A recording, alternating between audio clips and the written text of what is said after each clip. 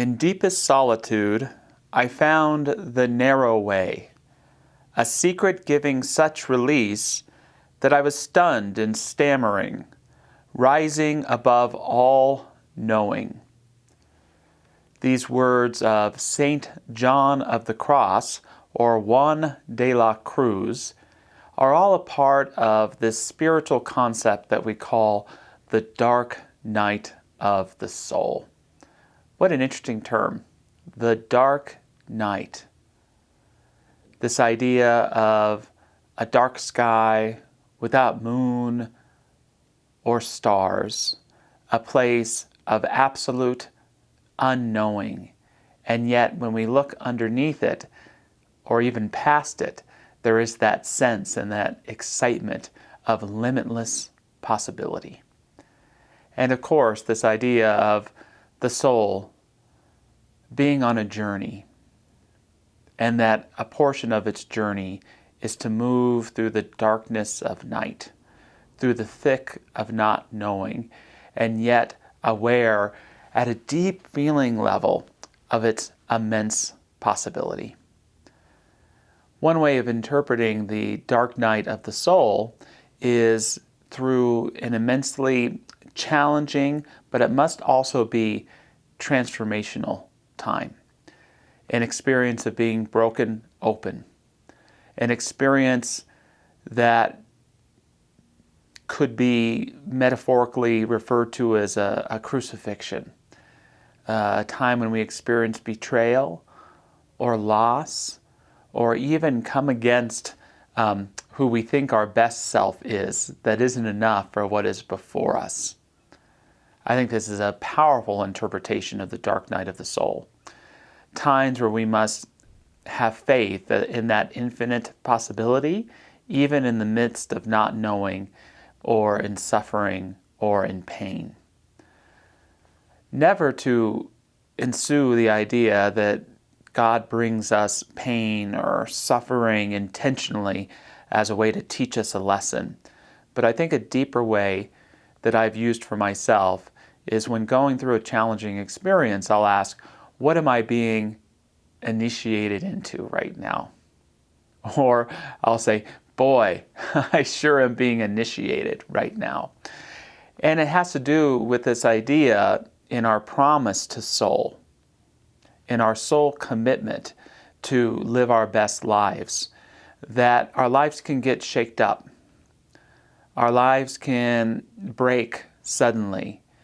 And if we have the maturity, we cannot blame ourselves for what is taking place, or even God, but we can say, I have set an intention to live in a greater way, and my life is responding to me through this change, through this loss. And it's painful, and yet it's kind of an initiation, because the loss, the change, the pain can indeed be teaching us what we need to know to step into our next level of becoming.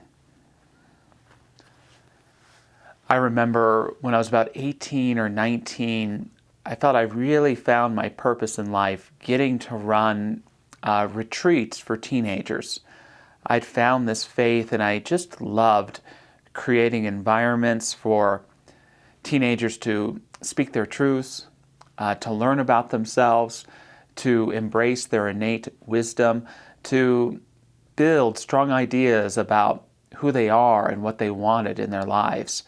And I really enjoyed this work, and I was working in California, but then got the opportunity to work at a more national level.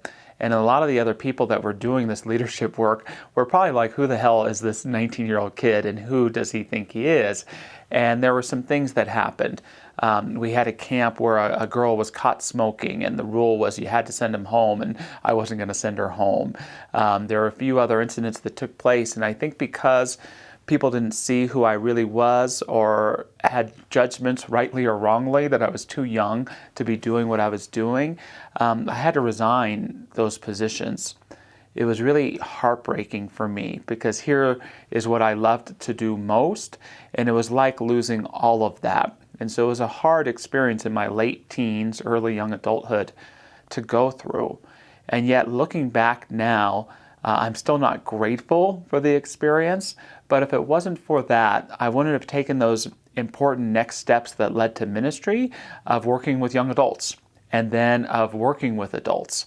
And so there was something about that experience that initiated me not only to being less judgmental myself because of what people's age are or anything like that, but also to realize that there was more for me to do, more for me in terms of calling. That's always been with me in ministry. It's, God, I want to serve as many people as possible. And sometimes we have to build some boundaries with God too. There are limits to that because I want to enjoy life as well. But I'll always remember that experience. Another aspect of the dark night of the soul that is probably less understood, but I think more in alignment with what St. John of the Cross meant, is it's a spiritual practice. The dark night of the soul is a spiritual practice. Juan de la Cruz says this: God has to work in the soul in secret and in darkness, because if we fully knew what was happening and what mystery, transformation, God and grace will eventually ask of us, we would either try to take charge or stop the whole process. And the spiritual practice of the dark night of the soul is to allow your consciousness to go dark. It's to close your eyes and have that experience of it being just like looking up into the starless night, the moonless midnight. All we have to do to see nothing is to close our eyes. And this is the practice of the dark night of the soul. It's to release ourselves from the thinking mind. It's to release ourselves from story and from images. And it's to have the faith to be in the total darkness, to have the faith to be with nothing but that faith in the darkness, to see what might come forward. And Juan de la Cruz and other contemplatives of his time believed that this practice was a great way of communing with the divine, not creating God in our own image and likeness, which we often unintentionally do with our own imagining and visioning and thinking, but to wait with faith. Sometimes it's scary. It's always filled with the unknown. Sometimes in silence we have to face fears and anxieties and hurts. But as De la Cruz and other teachers support us with, if we keep going with faith, even into that darkness, not filled with evils, by the way, but with that not knowing, we can have revealed to us a light in which we've never comprehended before. A light of love, a light of consciousness, a light of depth. As we close this session today, I want to share a poem of sorts from Juan de la Cruz. And you can close your eyes if you'd like, but I absolutely invite you to move into this idea of the dark night of the soul as a spiritual practice as we take in these words.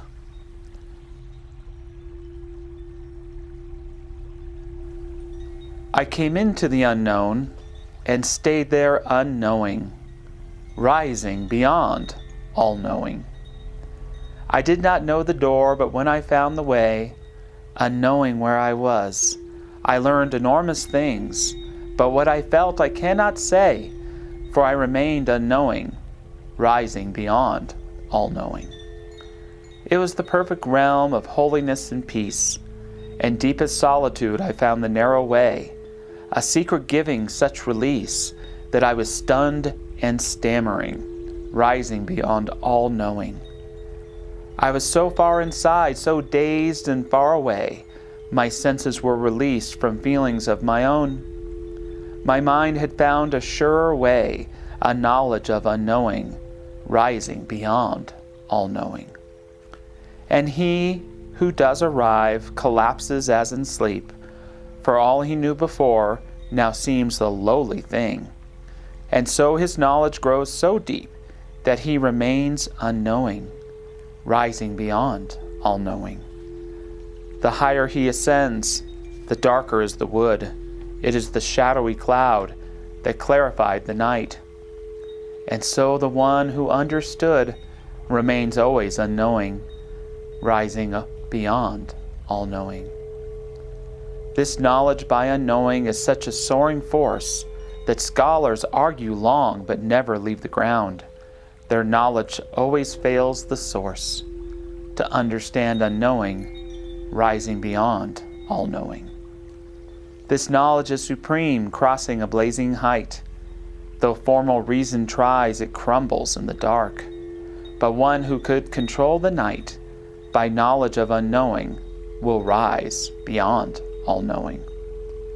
And if you wish to hear, the highest knowing leads to an ecstatic feeling of the most holy being, and from his mercy comes his deed to let us stay unknowing, rising beyond all knowing.